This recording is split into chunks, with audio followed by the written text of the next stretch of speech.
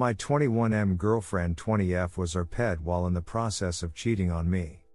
I don't know what to do from here. Plus update. I've been sitting here for like 15 minutes trying to figure out how to start this.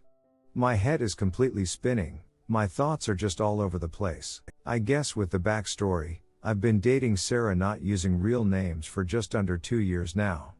She has a close friend John, who she's known since she was a child. I never liked him, he was always a little creepy, blatantly flirted with Sarah for the entirety of our relationship and made occasional passes that I was not comfortable. So cut to like 2 weeks back, Sarah and I were invited to a gathering party by a mutual friend. I had a workshop for work that night so I couldn't attend, and with current circumstances I was never inclined to go anyways. I didn't want Sarah to go either, but she was very adamant and I guess I just didn't want an argument, so I said fine. We ended up running into John later that day and he mentioned the same party and asked us if we had been invited as well. My girlfriend told him she was going but I wasn't, and he got this weird smile on his face and said something along the lines of, "If you're going, I guess I have to go." Just something about his smile and way he said really rubbed me the wrong way, plus I didn't want to be possessive, but the idea of the both of them together all night at a party did not sit with me well. After we got back to our apartment I told her, a bit more firmly this time, that I'm not comfortable with her going to the party, especially with him there. She told me I was overreacting and shut down the conversation at that. I'm sure most of you can figure out where this is going. I went to the workshop and she went to the party. It got to be like 2 a.m. and she hadn't gotten home nor was answering my calls. Naturally, I was incredibly worried. About an hour later, one of her friends called me and told me was found unconscious at the party and driven to the hospital. She was arped by John. After spending 2 days, including that night at the hospital and talking with police, I took her home. She told me John drugged her and dragged her upstairs where it happened in one of the bedrooms house the party was at is very large. She was an absolute mess, she didn't want to go outside, she wasn't eating, had terrible nightmares. I did everything I could to comfort her through this process. I was devastated for her and hated to see her like this, and I know this makes me sound like a terrible person. I don't blame her for John assaulting her, but I couldn't get the fact I tried more than once to dissuade her from going to the party, and specifically saying her being with John makes me uncomfortable out of my head. I feel I could have done more to protect her and she should have listened to how I felt. Important side note, turns out John is literal living garbage. After her assault we both felt it was best to get justice. There were drugs in her system and all the physical indications of rape. We immediately filed a restraining order and the police opened an investigation. Within the span on a week after news had gotten around, 2 other girls came forward with similar encounter with John, so the guy is basically a serial rapist. Cut to now, my girlfriend is still in no better shape than she was 2 weeks ago. She gets panic attacks out of nowhere, she's lost like 15 pounds and absolutely refuses to leave our apartment even to seek therapy. I was committed to taking care of her and being there for her, but I got a call from one of my close friends, Sam, this morning. It was a long conversation, but it basically boiled down to him as well as many others at the party that night saw Sarah flirting with John the entire beginning of the party. According to him and people he had been talking to, she was at the very least matching, if not being the initiator in these exchanges with John. He also recounts that she wasn't blackout drunk or seemingly that out of it, and worst of all, many saw her holding John's hand taking John upstairs. At this point I feel like I want to vomit. He told me he wanted the situation to cool down a bit before telling me and was going to tell me after the party what happened, but with her being taken to the hospital under the circumstances he didn't feel it was the right time. I decided to not assume anything and asked her about the specifics about what happened that night. She tried to tell me the same thing, that she was drugged and dragged to a bedroom, but when I told her what Sam had told me, the color completely drained from her face. She started to panic and I did my best to calm her down, but it was at least 30 minutes before she could catch her breath to speak. She was sobbing, but she was coherent enough to understand and basically confessed to cheating on me. She said she was drunk and hadn't been out for so long she wanted some adventure. She admitted she the one that took John to the bedroom and wasn't dragged there against her will. She kept apologizing and saying it was a terrible mistake and that nothing else was a lie, he did rape her. I believe the last part. As far as I can understand now, it was when they were in the bedroom fooling around when he slipped something into here or something like that, then he efforced himself on her. I don't know what to do anymore. She was our ped, but to me the everything before that was her still intending to cheat and actively cheating on me. I am devastated and I don't even want to look at her right now. I left the apartment and am currently at Sam's house. I don't know anything anymore. She lost her job to COVID. I pay rent for the apartment where her name isn't on the lease and groceries. She's become completely emotionally dependent on me the past few weeks. If I did break up with her, she would have nowhere to go, and as much as I resent her, I don't want something terrible happening to her. Please help, I need advice, don't know what to do. Edit. There's been a lot of responses in a short time, so I thought it would be best to address some things here. First off, I've been made aware that 2 posts of somewhat similar situations have to posted to this sub in the past 2 weeks or so. I don't know what I could post here to prove this is true without exposing my privacy, so I'm sorry, but all I can do is give you my word. I'm just here looking for advice. I don't think this is something someone should be fantasizing for a karma farm. It's completely upended my life. Second thing is people questioning Sarah's account of the events. I didn't include every detail because I'm just trying to get my thoughts out, but her story matches the other 2 women who came forward in terms of the pattern of John's behavior. The 2 other women were also initially in a consensual environment before he drugged them and assaulted them. From what they've said and posted, a large part of the reason they didn't come forward was because it started as consensual and they thought that would make them not be believed. I also didn't want to get too graphic, but the nature of Sarah's assault was very violent and not something most anybody would consent to, so that may be why he drugs them first as well. She had and still has traces of large bruises around her neck and other parts of her body, as well as scratches and gashes. I don't really doubt at all she was indeed assaulted. The drug found in her system was ketamine. While Sarah did enjoy partying, she never did anything harder than weed. Third, Sarah has been living abroad for school since starting college. Her parents have been made aware of the situation, but coming from a very religious background, while concerned for her well-being, aren't exactly being supportive nor have put in the effort to come see her. She never had many close friends for as long as I've known her other than John. I don't know where she would go if I told her she can't stay at my apartment. Update: my 21M girlfriend 20F was our ped while in the process of cheating on me. I don't know what to do from here. I needed some time to sort out the situation, but I did read most as many replies as I could, and I appreciate all the advice and messages, especially from those who had been put in similar situations as I. I guess I should start by clearing a few things up. First off, to everyone who thought my story had holes in it, it definitely did, and I'm sorry for that. At the time and even now, I was missing a lot of information and was filling in holes as best I could with what I had. I also didn't want the post to get too long, so I left out information that I guess would have painted a better picture of my situation. I'll try my best to include those missing details.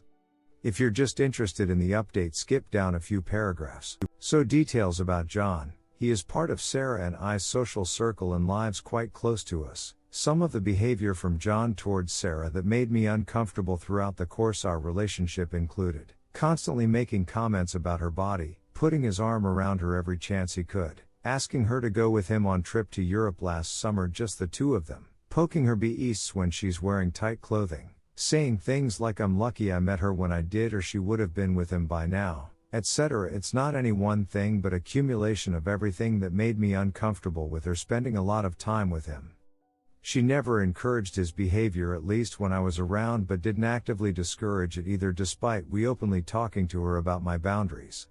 She just brushed it off as them knowing each other for so long and being comfortable with one another.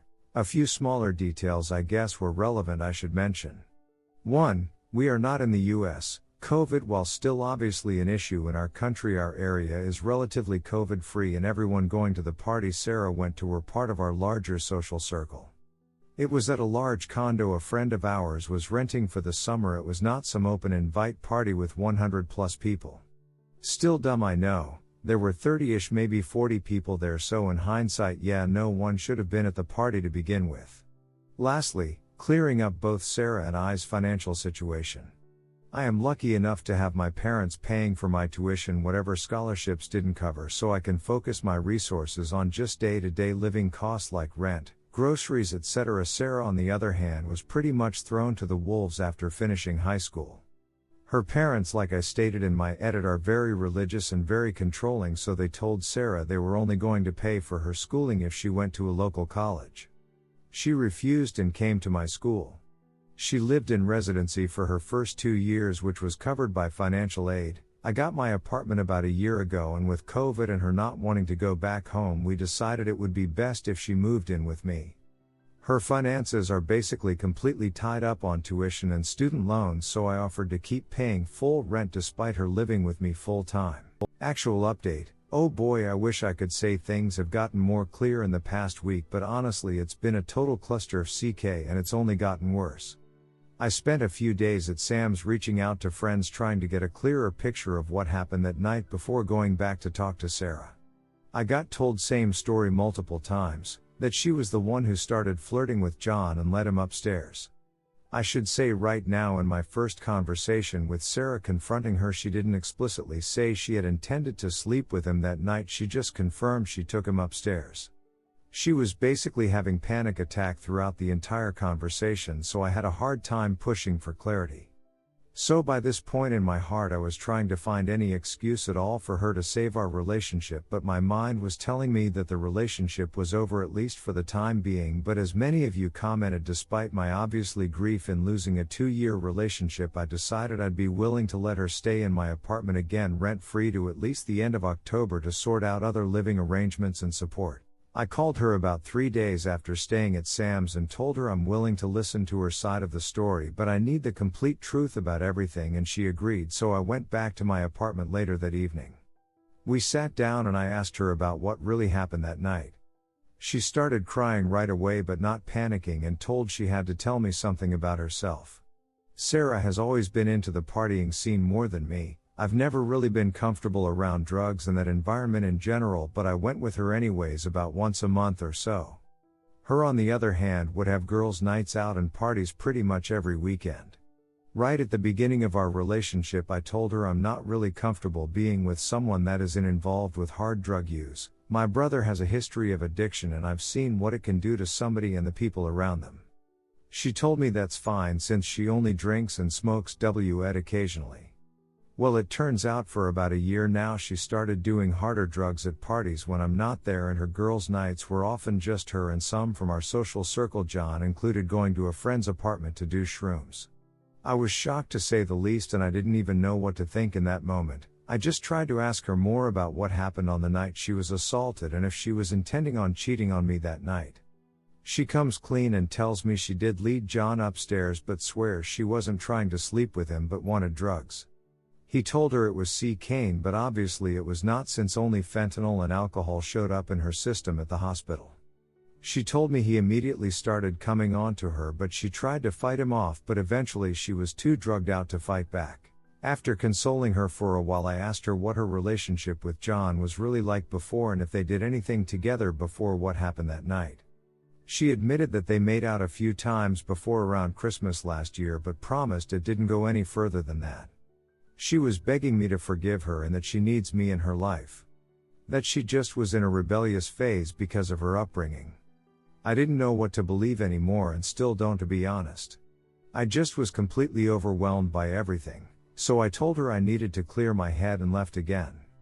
Sam was nice enough to let me stay at his place again. I talked to some of my friends she said she was doing drugs with, and they confirmed. I was pretty upset at them for hiding it from me, but they told me she basically forced them to keep it a secret from me.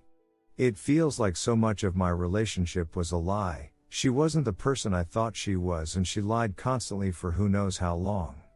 At this point my mind is basically made up, so I call her and told her it's over, but she can stay at my apartment till the end of October, but only if she finds a therapist and gets help during that time.